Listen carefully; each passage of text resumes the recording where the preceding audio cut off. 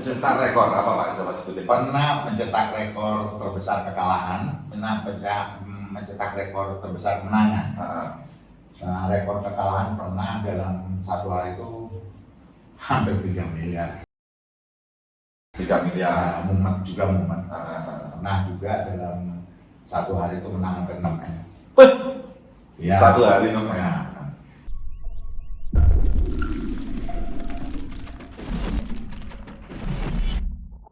Nah, bro, ini adalah komputernya untuk menampilkan layar segini banyaknya. Jadi satu komputer ini menampilkan 25 layar, itu belum saya isi.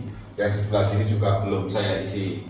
Terus rekan-rekan bisa lihat kabelnya seperti ini, ruwetnya minta ampun. Ini nyeting sampai 2 hari saya. Ini 2 hari nyeting kabel untuk mendapatkan ini. Nah, sekarang gini, kenapa kok saya sampai ngerela-ngerelain ke Jakarta ini? Karena Pak Akbar ini sama saya itu sebenarnya tim trading. Waduh. Jadi sama-sama punya software yang sama ya Pak ya. Sama-sama punya software yang sama, sama-sama setiap hari trading telepon-teleponan video. Terus Pak Akbar butuh bantuan untuk menata ini, ya saya datang ke sana. Karena sudah lama kita berteman, sudah 2 setengah tahun ya seperti itu. Nah, komputernya ini bro, saya pakai casing Redmac. Redmac ini benar-benar casing yang susah didapat. Jadi saya sudah beli di tahun 2020 karena saya pasti yakin ya bahwa casing ini nggak ada lagi. Karena casing ini hanya satu-satunya casing yang bisa muat di atas 4 VGA. Kalau casing yang lain itu rata-rata muatnya 3. Kalau ini bisa sampai 5 bro. Jadi ini casing termasuk casing paling langka, harganya sekitar 3 jutaan. Jadi ada Redmac. Terus kalau untuk bagian bawahnya ini bro, bagian dalamnya bro, bagian dalamnya ini agak ribet ya ini bro. Tuh sebentar, ada coy. Nah bagian dalamnya ini saya akal. Nah bagian dalamnya ini saya akal, jadi ini adalah 5 VGA dengan 1 VGA itu 5 output, 5 output, 5 output, 5 output, 5 output. Nah totalnya 25. Ini kan motherboardnya nggak support nih bro. Akhirnya saya pasang riser di sini, riser 1 kali saya pasang di sini, jadi 16 kali ke 1 kali untuk mancep di motherboardnya. Ini motherboardnya slotnya ada 6 PCI, 16 kali 1 dan 5 1 kali. Jadi saya pasang di situ semua. Terus saya bikinkan pangkon di sini, saya bikinkan pangkon di sini di bagian bawahnya juga biar bisa seperti ini. Terus kalau dibilang panas, memang panas karena ini full GPU nempel semua. Memang panas, makanya di sini ada AC 2 PK dan di sana ada AC juga 2 PK. Nah, seperti itu bro. Terus habis itu kalau untuk sistemnya pakai NVMe, jadi biar loadingnya nggak terlalu lemot. RAM-nya 64 GB, jadi RAM 64 GB. Terus habis itu memakai prosesor Intel Core i9, Intel Core i9. Ada hard disk di sini penyimpanan untuk backup data trading. Udah gitu aja, power supply-nya 1000 watt. Nah, seperti gini bro. Terus kalau monitornya ini, monitornya ini pakai monitor 22 inci. Ini TV. Kenapa kok TV? Karena ya low budget juga dan kita nontonnya kan jauh semua karena ini bukan siang nonton kayak gini, nontonnya kan jaraknya 1 meter lebih, 1,5 meter, ini 3 meter, jadi masih aman buat mata dan lagi kita cuma melihat candle-candlenya aja, nggak perlu sampai gini-gini, nggak perlu, dari jauh sudah sangat kelihatan. Nah ini 22 inci semuanya disambungkan melalui sini, jadi ada DisplayPort 1, HDMI-nya 3, sama DVI-nya 1. Ini adalah komputer paling ribet yang saya setting selama ini. Jadi mending saya ngerakit PC gaming daripada PC kayak gini bro. Ribet beneran ini. Nah seperti ini bro. Jadi kalau kalian mau join, bisa langsung ke Secret Garden. Nanti ada kontaknya di deskripsi. Juga kalau mau langganan forex, ada kontaknya juga di deskripsi. Sekarang kita ngobrol sama juragannya. Pak, ya, trading itu cuan apa? Tergantung. 75% technical fundamental, 20% tergantung yang di atas. Bapak ini kan saya lihat itu akunnya ada yang menang 15 menit 1 miliar, ada yang menang 1 hari 2 miliar, bahkan ada yang 1 bulan sekian miliar. ada yang cuma sejam 200 juta. Itu kalau saya beritahu ke teman-teman tuh, alah hoax, akun ini, akun mikro, itu gimana biar meyakinkan orang-orang kalau trading itu benar-benar menghasilkan, Pak? Sebenarnya sih itu kan sisi menang ya, Pak. Sisi kalahnya kan belum tahu. Iya. Kan, Pak, ya. Kemarin saya lihat kalah 500. Ya 500-600 juta. Itu pun bisa tidur, Pak? ya karena trader itu tergantung, Pak. Ada yang trader benar-benar trader, real trader itu ya minus sekian banyaknya ya karena dia tahu dan itu sebuah resiko. Ya dia pasti akan santai-santai aja. Dan itu juga tergantung jam terbang, Pak. Kalau jam terbangnya tinggi ya kalah katakanlah 300, 500, 1 miliar ya itu sudah mungkin udah biasa. Karena biasa menang juga mungkin 2 kali 3 kalinya daripada itu. Sebenarnya juga nggak bakalan menang terus, Pak, di trading. Itu juga tergantung dari banyak faktor. Pertama technical, fundamental. Yang ketiga nih adalah sebuah faktor X yang kita nggak tahu. Karena penentu penggerak mata uang itu banyak sekali. Satu faktor ekonomi, ya kan? Yang kedua adalah faktor daripada pemimpin global. Apa yang dikatakan mereka tuh berpengaruh sekali, Pak, di ekonomi market, Pak. Antara lain seperti kayak Presiden Amerika Serikat, Presiden China, Presiden dari Euro dan sebagainya. Jadi mereka-mereka yang sangat berkepentingan memegang ekonomi peranan global. Gitu. Jadi ini fundamental apa ya? Fundamental. Jadi sebenarnya kalau dibilang cuan itu ya kalau kita bermain mengikuti money management ya boleh dikatakan 50-60% tuh bisa cuan, Pak. Gitu ya. Betul, ya. Ya kadang-kadang juga nggak trading setiap hari juga sih, Pak. Kita lihat momen. Kalau momennya bagus ya setiap hari kita trading, Pak. Kalau saya mainnya ya di extreme high atau di extreme low. Oh, berarti sampai main di daily ke atas, Pak ya? Ya, daily ke atas. Jadi memang kalau sebenarnya di market tuh tidak mengenal yang namanya too low atau oversold, itu nggak mengenal. Atau overbought, overbuy, too high, nggak mengenal, Pak. Market kalau ngantem ke bawah ya terus, kalau naik ya terus. Kalau naik juga terus. Dan kebanyakan orang berpikir, no, udah terlalu bawah nih, atau udah terlalu atas nih, kita sell gitu, atau terlalu bawah kita buy, nggak begitu. Nah yang harus kita pelajarin adalah di fundamental tuh banyak, Pak. Banyak orang kan fundamental apa sih gitu kan?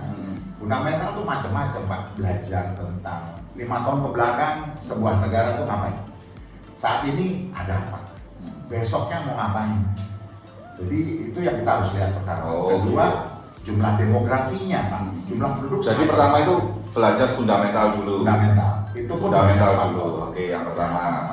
Nah di fundamental nih apa sebenarnya fundamental itu? Kan rata-rata orang ngomongin, oh fundamental itu baca forex factory. Oke, boleh. Ya itu salah satu.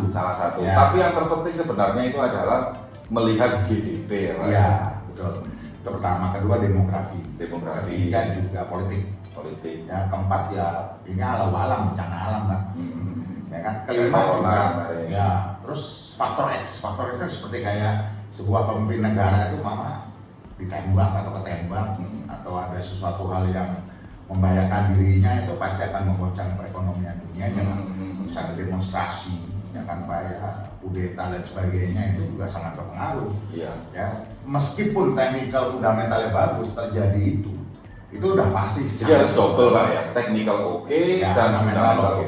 Ya, dan fundamental pun nggak sembarang fundamental, Pak. Harus dilihat. Kita tuh kalau main jadi trader seperti kan mahasiswa, kita bikin paper, ya kita menganalisa. Jadi nggak asal wah ini udah trennya kayaknya. Nah kalau main trading kayaknya wis mari, Pak. Nggak boleh kayaknya. Jadi harus benar-benar berdasarkan faktor. Itu pun nggak menjamin kita bisa profit. Yang terpenting adalah money management. Ya kan, kalau kita terlalu nafsu, ya habis mari, Pak. Jadi benar-benar harus diatur cara main kita dan resikonya yang kita mau mainkan itu juga harus diatur. Jadi nggak sembarangan kita main pencet sekian lot. Jadi nomor 1 adalah fundamental, nomor 2 adalah money management. Itu sangat penting. Sangat penting. Kita saldo 1000 opennya ya jangan 1 lot, bubar. Saldo 10.000 open 10 lot bubar. Ya sebenarnya yang paling bagus jumlah uang kita rata-rata kalau teman-teman main ya dibagi angka 8.500. Dengan begitu kan Itu pun nanti terjadi berapa lot, itu pun juga jangan full dipencet semuanya Pak. Itu pun dibagi juga, karena kan ada spreadnya. Oke. Gitu, kan. Bapak bilang money management. Bapak kemarin saya lihat itu dalam sebulan menghabiskan hampir 1.400 lot. Nah itu money managementnya gimana Pak? Itu kalau trennya naik kan kita bisa OP. Kita nggak mungkin dengan jumlah Follow the trend berarti Pak ya, kita follow the trend. Baru kita Aku pakai software ini Pak ya? Software ini Pak. Oh, Sebenarnya luar negeri ini Pak ya? Ya, pakai software ini sebenarnya ini salah satunya adalah penjaga daripada analisa kita itu sendiri. Jadi fundamental, technical, plug gini Pak ya? Ya, fundamental, teknikal dicocokkan dengan data. Ini kan data real time Pak. Real time, ini real time Pak ya? Ini data real time. Jadi ada beberapa faktor, satu contoh umpamanya seperti yang di sana itu Pak, itu udah ada dot merah di atas. Itu kita harus tahu bahwa spreadnya itu masih bisa naik turun sekitar 1.000. Kalau kita mau sell, kita harus persiapan dana kalau mereka naik sampai 1.000-2.000. Nah itu juga harus hati-hati. Nah kayak gini, euro itu kan naik Pak ya? Ya. Kita sudah tahu sekitar 1 minggu yang lalu bahwa euro lagi menangani COVID menurunkan sekian billion euro dolar. Euro. Segitu. Akhirnya turun dulu sampai bawah, baru naik sekarang nggak karu-karuan. Padahal di Forex Factory nggak ada apa-apa Pak, tapi tiba-tiba naik. Nah itu disebut fundamental yang sesungguhnya. Rata-rata baca gimana Pak tadi fundamental Pak? Kalau fundamental ya itu tadi Pak, kita jadi mahasiswa. Enggak baca beritanya gimana? Baca berita di Forex Factory ya. Forex Factory, ya, terus satu. Kedua ya di Google. Google, Ya, YouTube. Ya, terus ditambah lagi dengan berita Pak dari CNN, CNBC, Bloomberg, ya CNN, CNBC, Bloomberg, terus Al Jazeera. Ya, Udah. kalau nggak bisa bahasa Inggris gimana Pak? Euronews, CNN. Ya, kalau nggak bisa bahasa Inggris, tak bisa bahasa Inggris. Nah, kalau nggak bisa bahasa Inggris ya pria ya. Nggak bisa main forex Pak ya? Ya nggak juga. Oke, jadi pertama fundamental, yang kedua money management. Ada lagi nggak Pak? Technical. Technical, jadi technical wajib menguasai software Pak ya. Ya, yang keempat ya. Software apapun bisa sebenarnya Pak ya. Ya tergantung sih Pak sebenarnya. Cocok-cocokan Pak ya. Cocok-cocokan. Kalau software ini kan saya pakai udah berapa tahun itu udah. Iya, 4 tahun jalan Pak ya. Jadi memang udah klop ke hati. Sudah klop ke hati gitu Pak ya. Jadi ya memang mau nggak mau ya kita karena sudah tahu nggak usah pusing-pusing lagi ya kita tinggal lihat Pak. Sama mencocokkan dengan data Ya, fundamental gitu. Pak, monitor segini banyaknya ini apa semua Pak? Mata uang semua Pak ya? Ya ini kebanyakan major pair itu, non major juga ada. Kenapa segini banyak? Ini di dalam satu TV ini ada banyak, ada 9 time frame kan, M1, M15, 30 sampai MM gitu. Nah enaknya kalau begini nggak usah buka praktik. Iya, tinggal Kita lihat yang mana kita bisa make decision Pak. Gitu. Dan ini kan bukan hanya 1-2 orang aja, teman-teman kan banyak pasti. Kita kalau satu laptop itu pindah sono, pindah sini, iya, gitu ya. Itu pertama. Yang kedua sebenarnya juga nggak usah segini banyak. Kalau kita trading di rumah cukup 1 Pak. Pakai handphone nggak masalah Pak. Laptop juga nggak masalah. Tapi kalau di kita ini kan teman-teman banyak. Karena ada yang buat laptop, ada yang enggak, gitu kan Pak ya. Pinjam sana, pinjam sini rusak. Nggak enak. Iya, rata-rata di sini semua pakai software yang sama Pak ya. Software rata-rata kebanyakan 90% lebih pakai software yang sama. Pakai software yang lain ya silakan aja gitu. Itu kan cocok-cocokan sendiri. Cocok-cocokan. Ya, tapi ya karena teman-teman dari awal dengan saya bergabung belajar pakai software ini ya kita semuanya udah tahu bahwa software ini lah yang paling tepat buat kita Pak di sini. Teman-teman punya software yang lain silakan aja. Nggak masalah. Mau pakai satu candle aja nggak masalah. Silakan. Yang terus ganti apa namanya? Kalau sudah klop ya sudah. Ya, sudah klop sudah. Gitu. Kalau saran saya jangan sering-sering ganti indikator. Ya betul.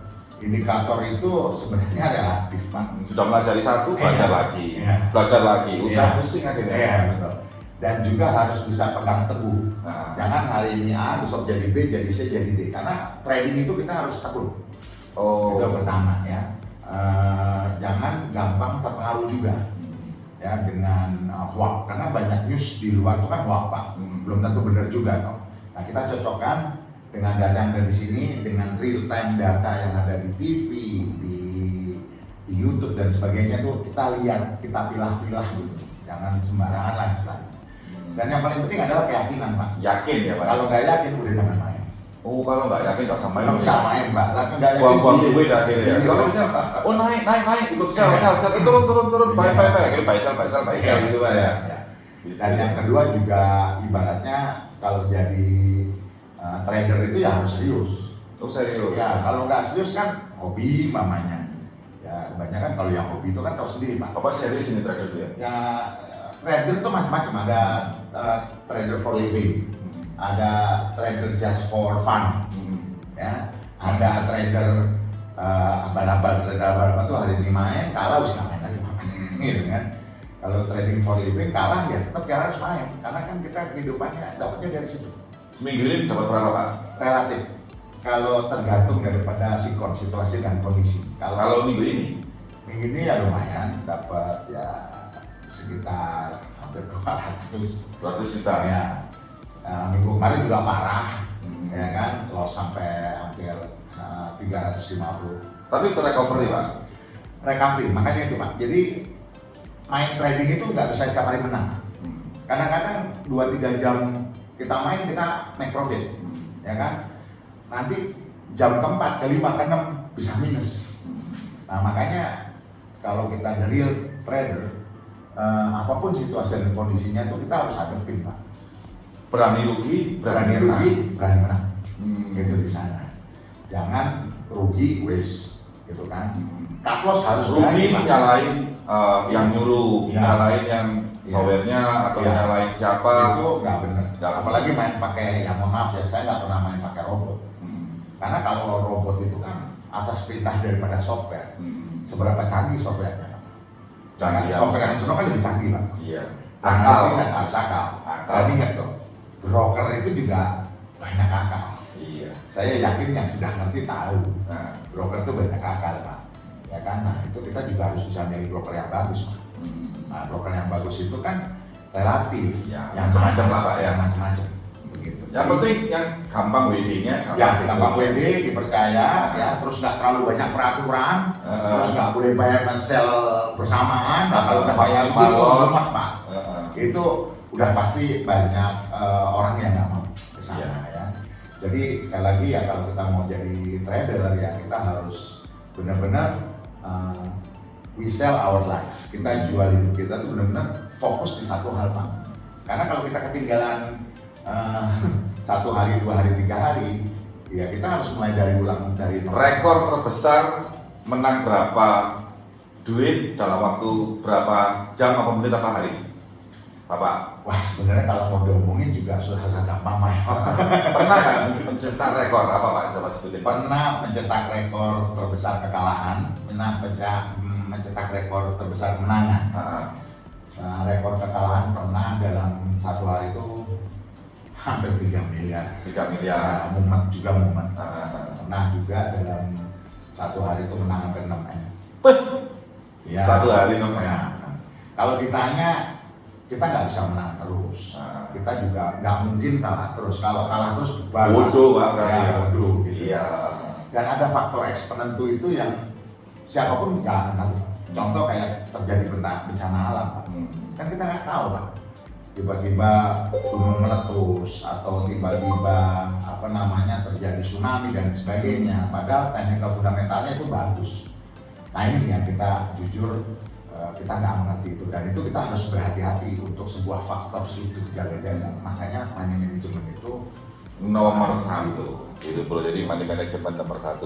Oke bro, ini tadi bahas masalah trading. Salam teknologi.